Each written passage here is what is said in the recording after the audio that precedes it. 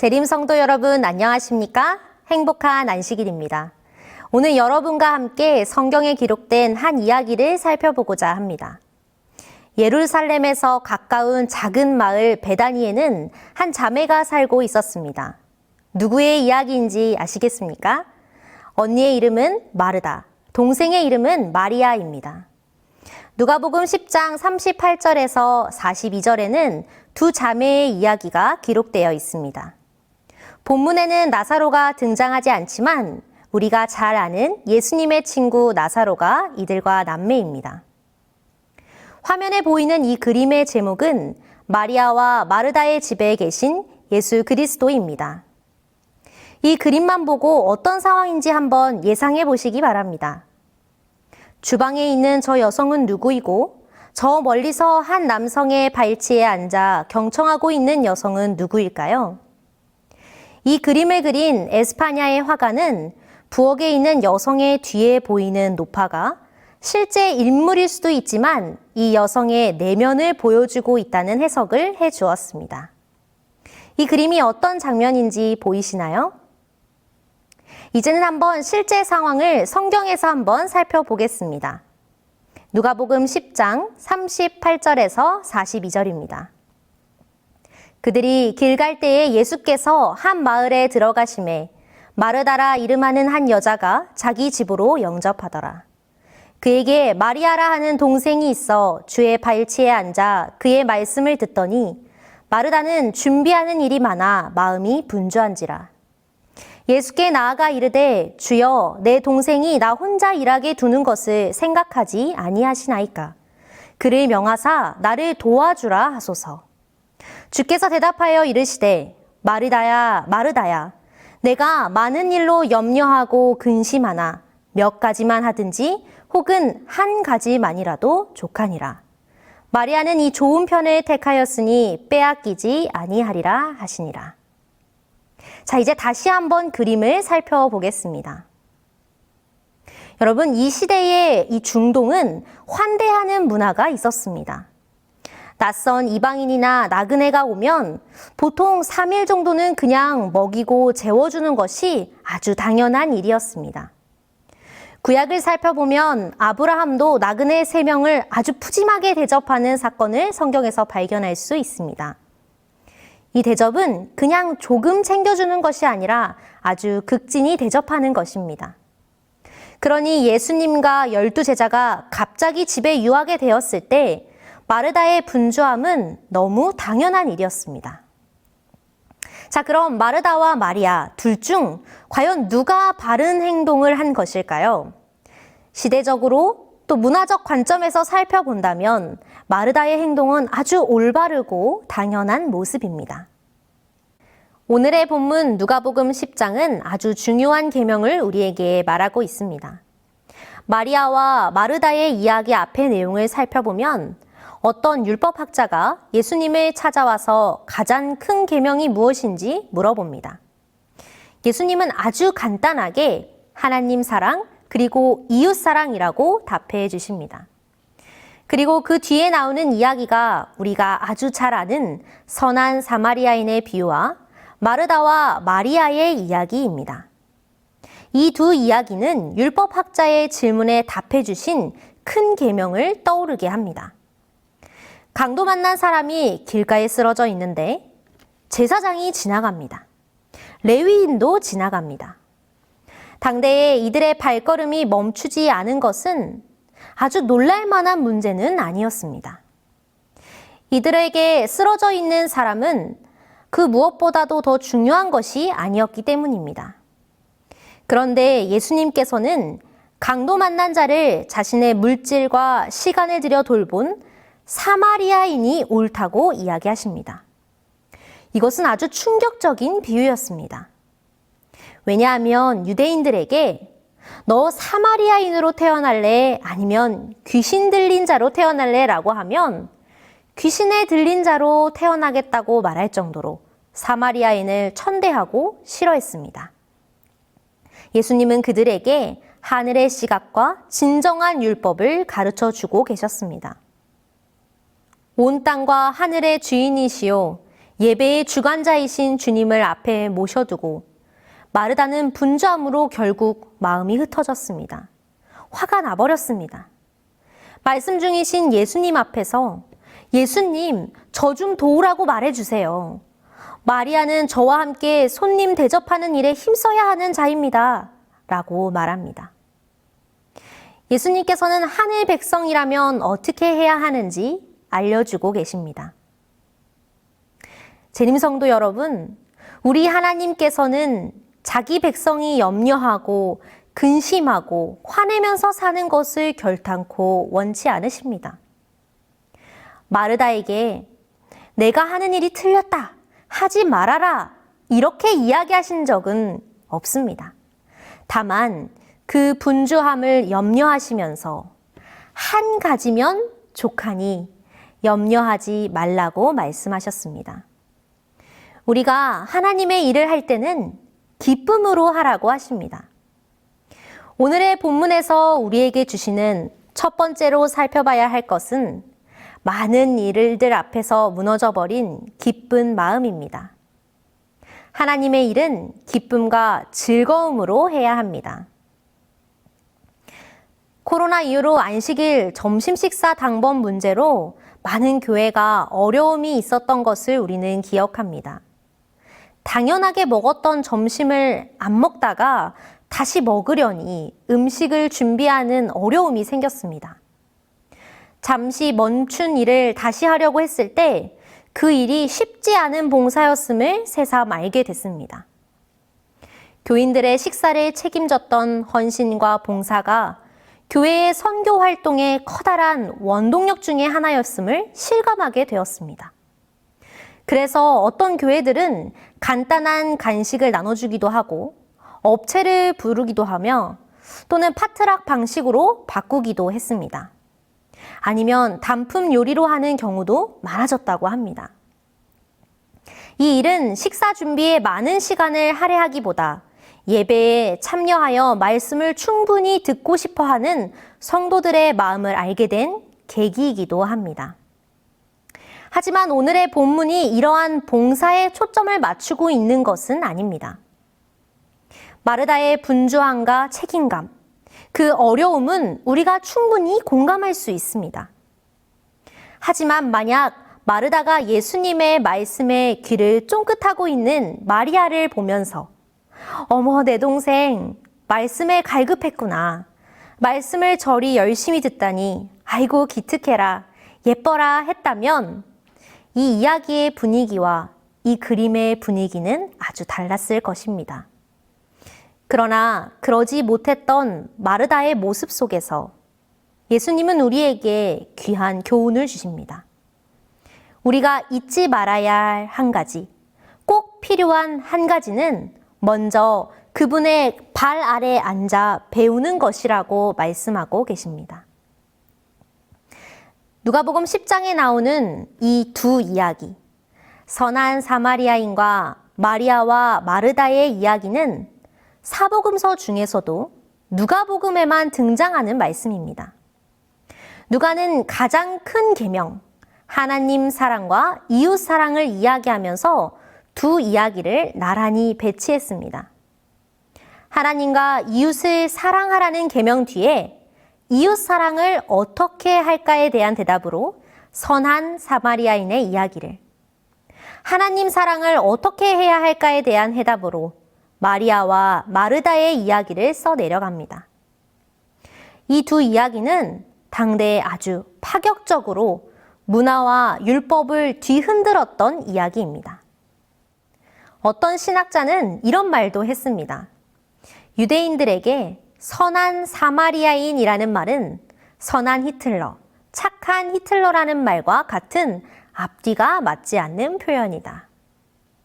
예수님이 우물가에서 사마리아 여인에게 물을 달라고 하셨을 때 여인의 대답은 그들의 입장과 사람들의 생각을 고스란히 보여주고 있습니다. 요한복음 4장 9절입니다.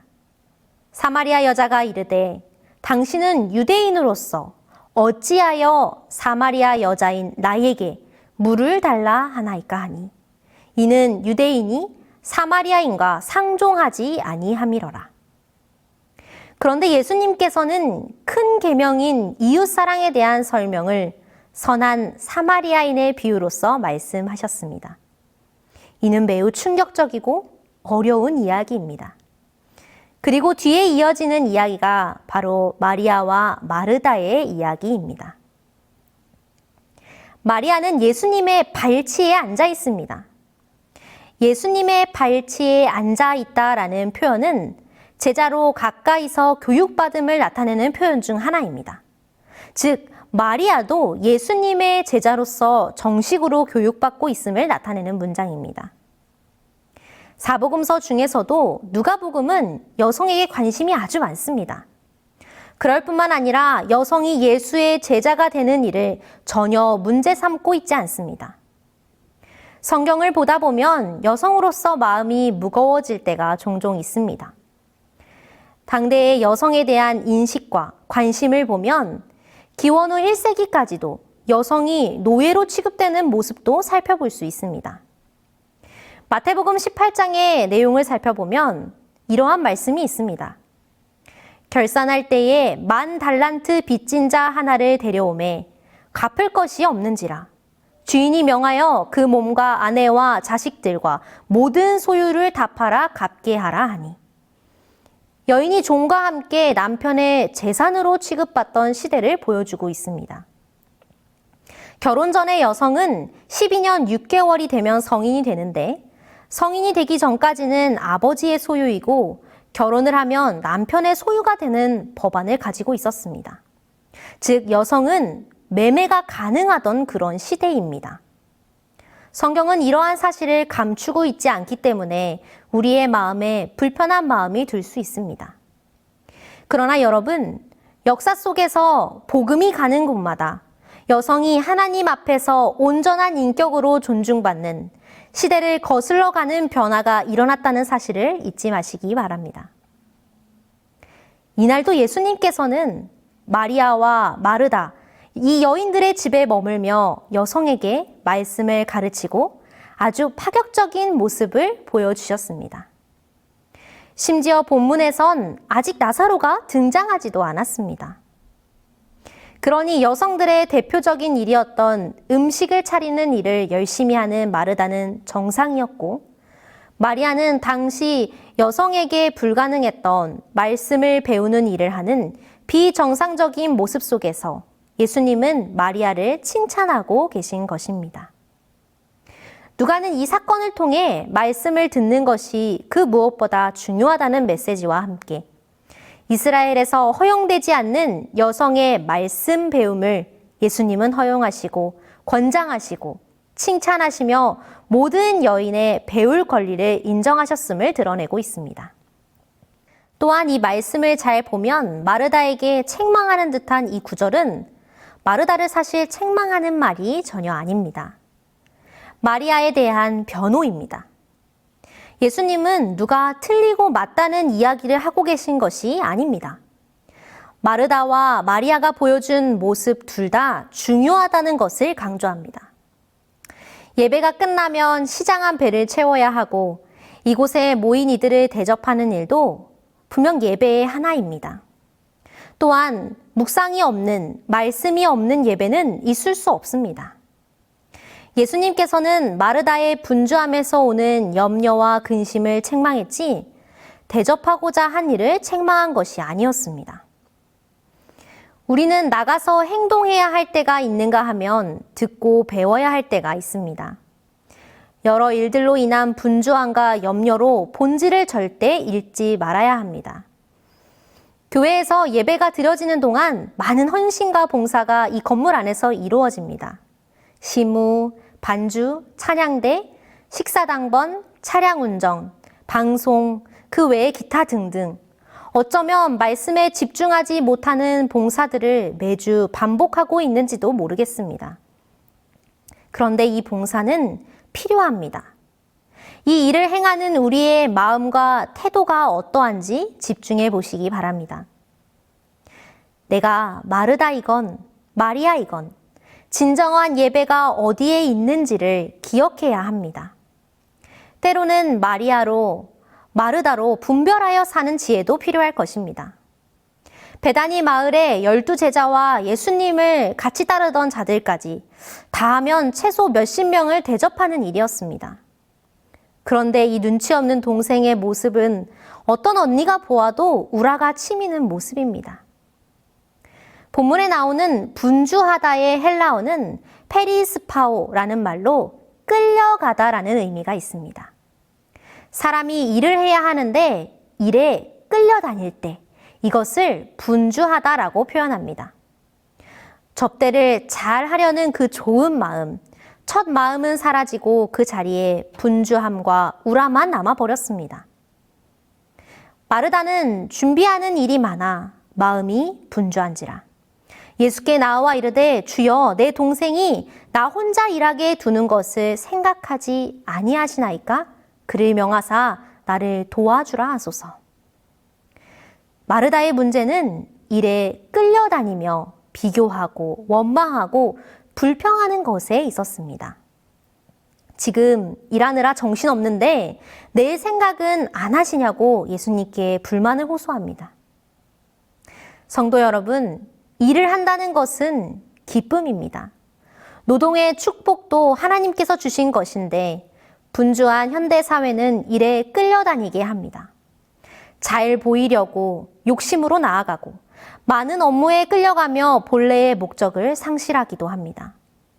다른 사람을 보며 왜 쟤는 일 안 하고 나만 일하지? 하는 마음이 생깁니다. 혹 마음속에 왜 나만 일을 하지? 왜 나만 힘들지? 하는 생각이 든다면 내가 하는 일의 시작과 본질을 다시 한번 생각해야 합니다. 끌려다니면서 일하는 것은 예수님께서 결탄코 원하시는 것이 아닙니다. 내가 인정받기 위해 욕심으로 일하게 되면 자기 능력 이상으로 일을 벌이게 되고 그러면 피곤하게 되고 원망을 품게 됩니다. 예전에 한 목사님께서 설교 시간에 이런 이야기를 해 주신 적이 있습니다. 우리가 교회에서 일할 때 걸레질을 하며 하나님, 우리의 마음을 깨끗게 하소서 이렇게 기도하며 청소해야 합니다. 음식하면서 소금을 뿌릴 때 주님, 저를 세상의 소금이 되게 해주세요. 이렇게 기도하며 요리해야 합니다. 그리스도인의 섬김은 이런 것이 아니겠습니까? 여러분, 우리는 마르다입니까? 마리아입니까? 교회 증언 6권 118페이지를 보면 하나님을 위하여 일하는 모든 사람은 마르다와 마리아의 특성을 겸한 것, 곧 즐겨 봉사하는 특성과 진리를 진정으로 사랑하는 특성을 소유해야 한다. 자아와 이기심은 보이지 않도록 제거되어야 한다. 하나님께서는 열성 있는 여성 일꾼들을 부르신다. 그분께서는 자신과 개인의 편의를 생각하지 않고 그리스도를 중심으로 하고 진리의 말씀을 말하고 그들이 접근할 수 있는 사람들과 함께 기도하고 영혼들의 회개를 위하여 활동하는 인내력 있는 여성들을 부르신다. 하나님은 그분의 선교 사역을 위해 남성과 여성을 모두 부르고 계십니다. 우리 모두 열성을 가진 그리고 그분의 발 아래서 배우는 예수님의 제자가 되기를 간절히 소망합니다. 본문 누가복음 10장 42절은 한 가지만이라도 족하다고 말합니다. 이 말씀에서 저희는 많은 일로 염려하고 근심하는 마르다에게 한 가지만 해도 괜찮다는 것을 설명해 주는 예수님의 모습을 보게 됩니다. 한 가지만이라도 족하니라. 이 구절을 영어로 보면 한 가지가 필요하다. 오직 한 가지가 필수적이다 라는 표현을 사용하고 있습니다. 어떤 역본에는 마르다야 마르다야 내가 많은 일에 관여하여 염려하고 근심하나 한 가지가 필요하니라 라고 번역했고 또 현대인의 성경은 마르다야 마르다야 내가 많은 일로 염려하고 걱정하는구나. 그러나 꼭 필요한 것은 한 가지뿐이다 라고 설명합니다. 정말 필요한 한 가지, 그것은 무엇일까요? 바로 시간을 따로 구별해 우리 구주 예수님을 만나는 것이 아니겠습니까? 마르다와 같은 사람들에게 활동적인 종교 사업에 저희 열심을 다할 넓은 분야가 있다. 그러나 그들로 먼저 마리아처럼 예수의 발 앞에 앉게 하라. 근면과 기민성과 정력이 그리스도의 은혜로 말미암아 성화되게 하라. 그리하면 그 생애는 선을 위한 무적의 능력이 될 것이다. 시대의 소망 525페이지입니다. 하나님을 위하여 일하는 모든 사람들은 마르다와 마리아의 속성들이 합해진 특성, 곧 기꺼이 드리는 봉사와 진리에 대한 참된 사랑을 소유해야 한다. 복음전도 478페이지. 우리의 예배가 참되기를, 우리의 봉사가 기쁨이길, 하나님께 영광이 되는 영적인 봉사가 되며 사랑으로 이루어지길 간절히 소망합니다. 다 함께 기도하시겠습니다. 하늘에 계신 하나님 아버지, 감사합니다. 찾아와 주시고 위로하시며 능력으로 나아가게 하심에 감사합니다. 주님, 기쁨으로 주님의 몸된 교회를 섬기고 있는 전국의 모든 재림 성도에게 축복하여 주시옵소서. 그들의 마음을 이미 알고 계시는 주님께서 함께 하시길 사랑이 많으신 예수 그리스도의 이름으로 기도합니다. 아멘.